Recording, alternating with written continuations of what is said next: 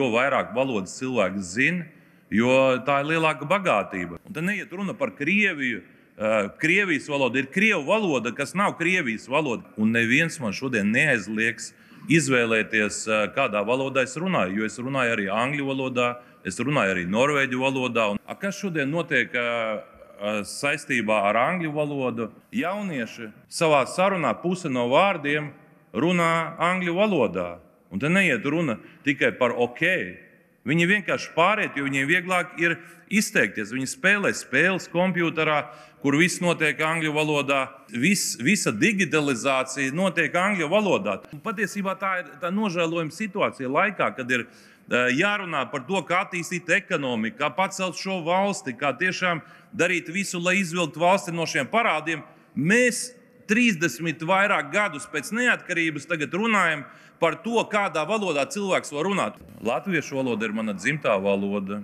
Esmu gājis Rīgas 25. vidusskolā, mācījos latviešu valodā, bet vienlaicīgi tajā laikā Padomju Savienībā dzīvoju Ķengaragā, kurā bija ļoti daudz krievalodīgie bērni. Ļoti daudz bērnībā runāja krievu valodā. Jā, man ir ļoti daudz draugi, kuriem dzimtā valoda ir krievu.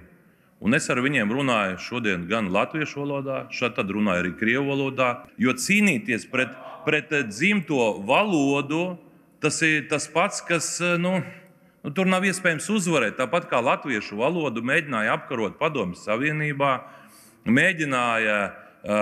tiešām bija procesa rusifikācija, tāpat latvieši saglabāja savu valodu.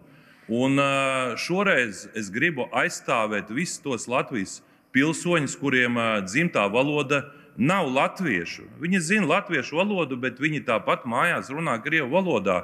Un tas ir pilnīgi normāli. Tas notiek visā pasaulē, vienalga, uz kuru valsti jūs braucat.